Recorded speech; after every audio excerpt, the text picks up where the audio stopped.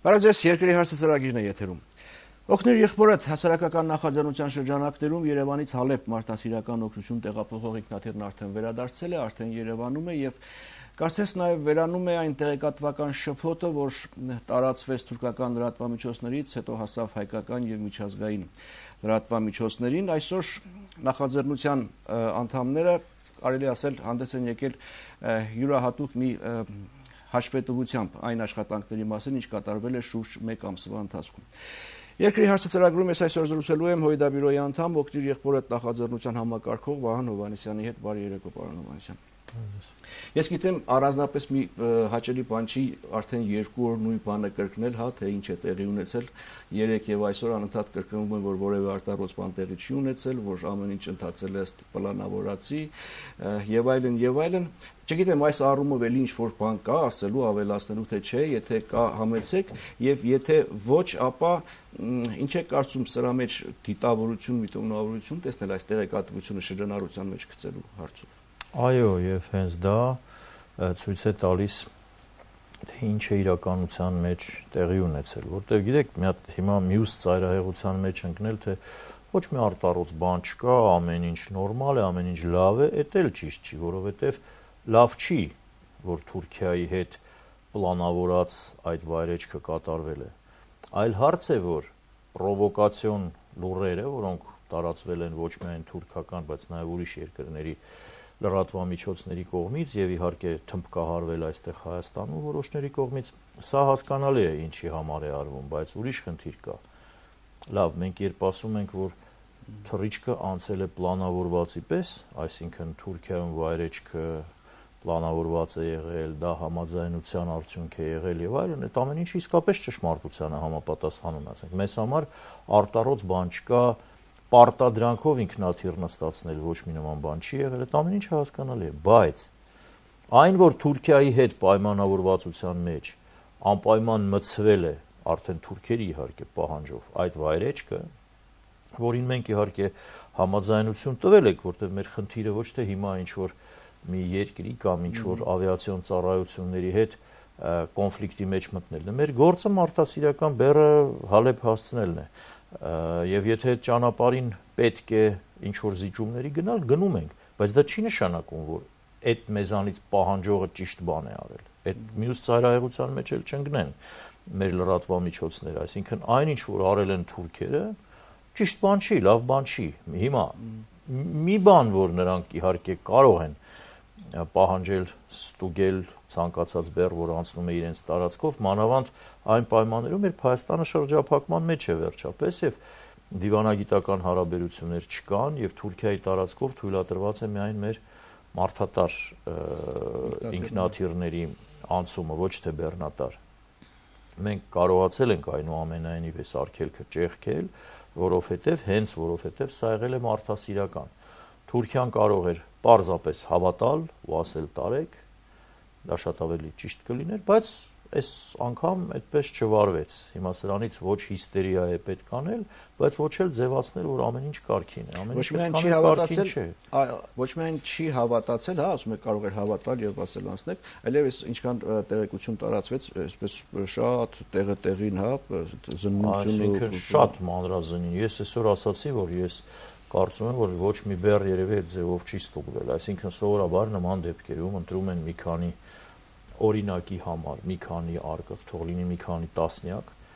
ստուգում են եւ վերջ, բայց այստեղ ստուգվել է ամբողջ բեռը, ամբողջ 14 տոննան։ Իսկ ասում եք համաձայնություն կար, իհարկե սա ճշմարտություն է եւ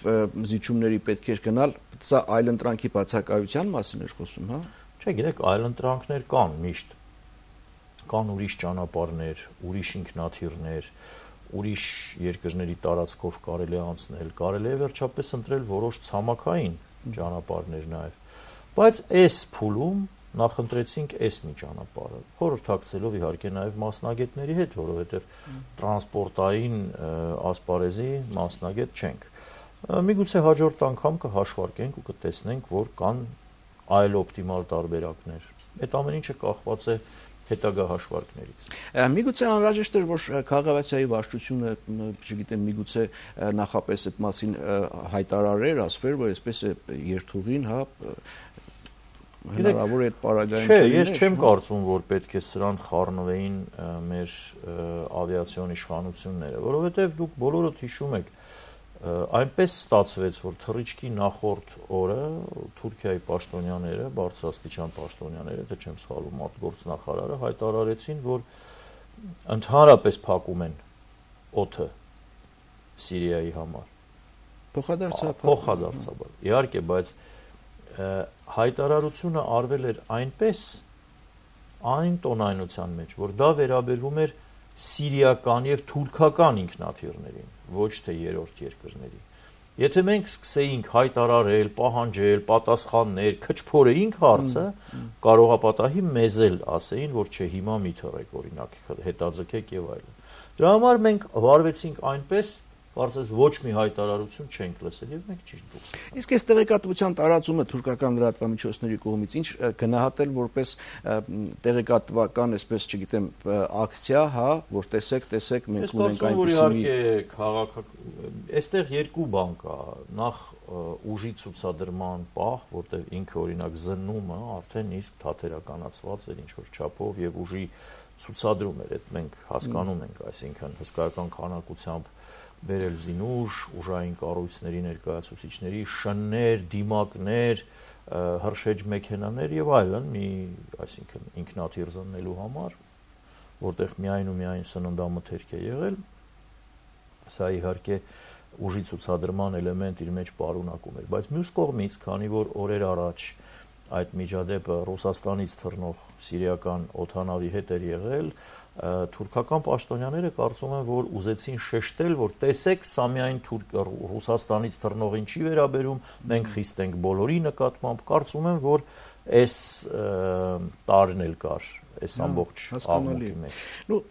Դուք ընդհանուր նկարագրեցիք, ինչից օգտվեցին իդեպ ռուսական լրատվամիջոցները եւ սկսեցին նույնպես թմբկահարել, որ տեսեք, մենակ մենք չենք, իրանցել են, բայց մեզ հարկադրաբար չեն իջացել։ Հասկանալի է, որ այս պայմաններում, երբ Թուրքիա-Սիրիա օդային ճանապարհը փակ է, փոխադարձաբար հա մենք շրջափակման մեջ ենք ըստ էության Թուրքիայի հետ ցամաքային սահմանով, օդայինը բաց է, բայց սա կարող է նախադեպ դառնալ մեր հաղորդակցության հարցում հետագայում։ Հույսով եմ, որ կարող է։ Հույսով եմ, որ կարող է, որովհետև մենք չենք պատրաստվում սահմանափակվել այդ մի ինքնաթիռով։ Եվ ուրեմն պրեցեդենտները լինելու են եւ նորից մեր ավիացիոն ընկերությունները, ում հետ որ մենք համաձայնության ենք գալիս կամ կգանք, նրանք ենթարկվելով միջազգային օրենքների պետք է միջանկյալ երկրի, որի օդային տարածքը պետք է օգտագործեն, դրա ավիացիոն իշխանությունների հետ պայմանավորվեն եւ ամեն պայմանավորվածություն վերջապես նաեւ նշանակում է, որ մենք ես չեմ ուզում այս թեմայի վրա շատ կենտրոնանալ, չեմ ուզում այստեղ ինչ որ քաղաքական երանգներ հնչեցնել, որպեսզի շահարկման առարկա չդառնա, բայց մենք մեր նպատակին պետք է հասնենք, մենք պետք է Սիրիայի հայությունը, Սիրիայի չքավոր ընտանիքները, ոչ միայն հայ ընտանիքները, բայց նաև այսինքն հարևաններ, ում հետ ապրել են տասնամյակներով մեր հայրենակիցները այնտեղ, մենք պետք է ցույց տանք, որ կա աշխարհում մի երկիր, որը մտահոգ է նրանց հումանիտար կատաստրոֆայի եզրին կանգնած լինելու հաստատ։ Հասկանալի է, որ նախադեպի մասին հարցրեցի, նկատի ունեի, որ մեր օդային ճանապարհը սա հանգարց վատ նախադեպ չդառնա, որ ամեն անգամ նույնիսկ մարդատար սա էր մտավախությունը, հատկապես որ, ասենք, Ստեփանակերտի օդանավակայանի գործարկման մասին էլ Թուրքիայի վերաբերմունքը արտգործնախարարի հայտարարությունը բարձր եւ այլն եւ այլն։ Լավ, հիմա անցնենք արդեն եթե այդ նկատի ունեք, կարող եմ ասել, որտեվ կարող է նաեւ դրական նախադեպ լինի, որովհետև չմոռանանք, որ ընդհանրապես բեռնատար ինքնաթիռների, հայկական բեռնատար ինքնաթիռների թռիչքը Թուրքիայով պրակտիկայում չկա, շրջափակումը հենց դրանում է կայանում։ Եվ եթե կարող է դրական նախադեպ լինի, կարող է ձեր ասածով բացասական նախադեպ լինի, հույսով եմ, որ այնուամենայնիվ բացասականը չի լինի։ Լավ, հիմա մեր խնդիրը, ինչպես դուք եք ասում, մարդասիրական օգնությունը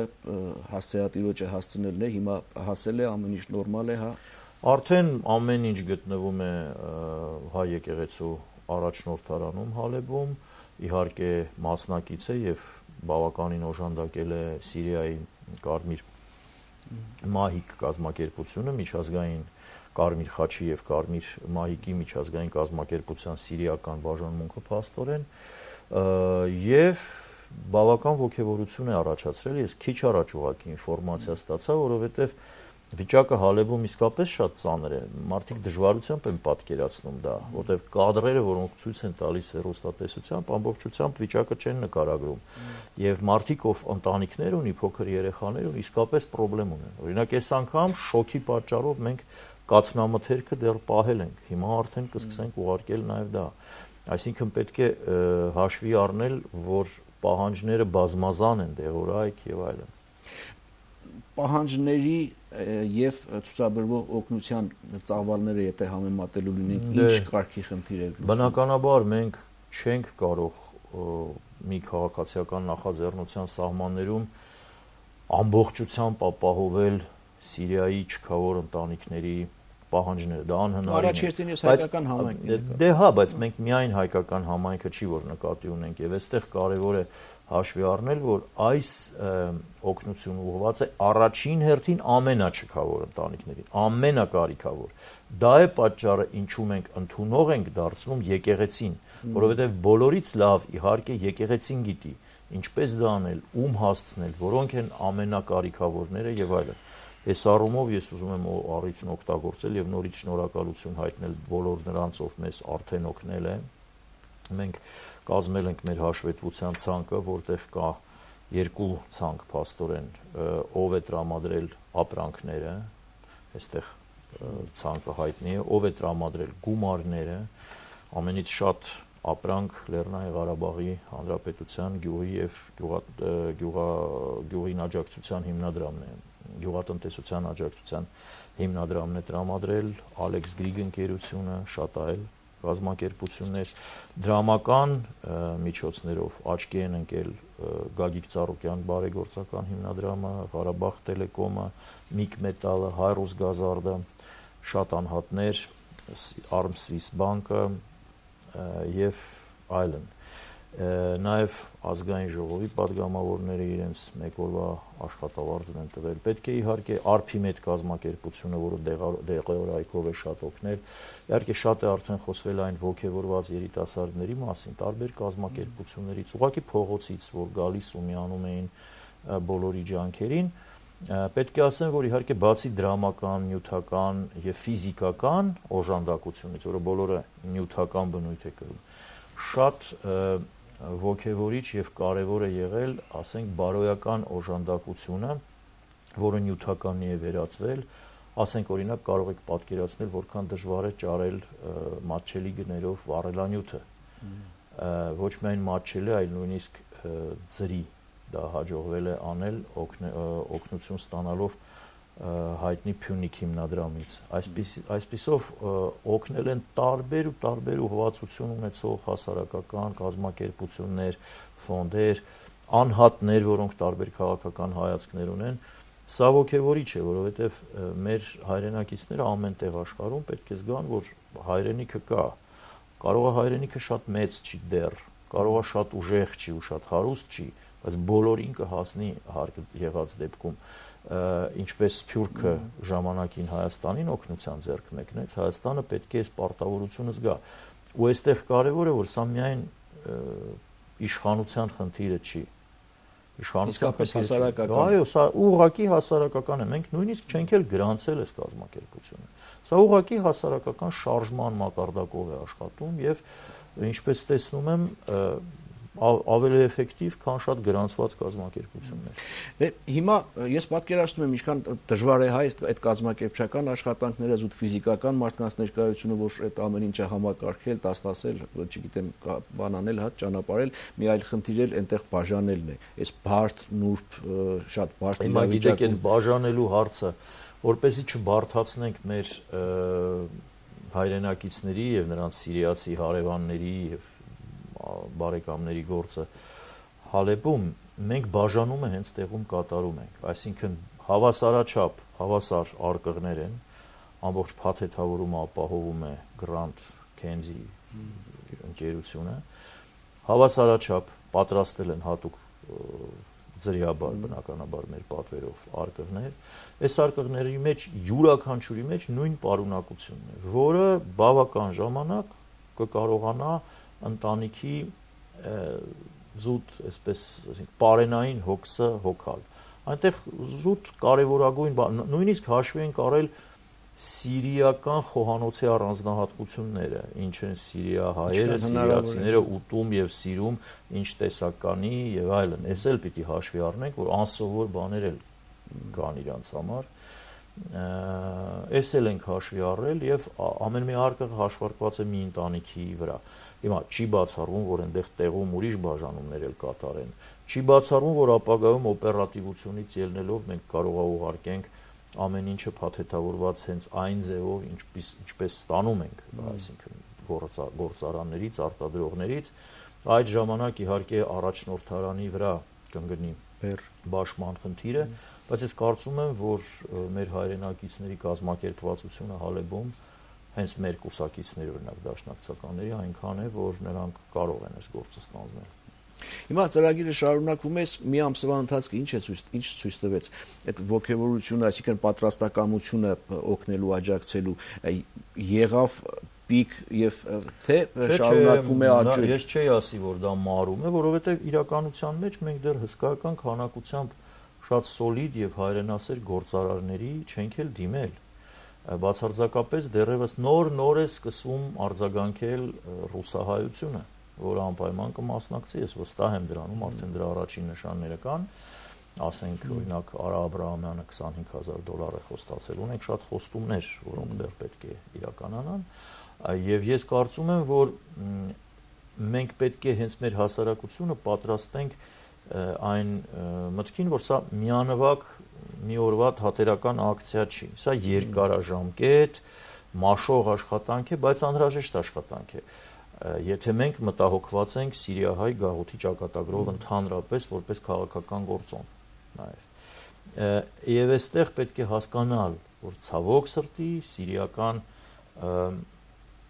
քաղաքացիական բախումները արագ չեն ավարտվի։ Նույնիսկ եթե այնտեղ տեղի ունենան դրամատիկական փոփոխություններ ինչ-որ, դա չի նշանակում, որ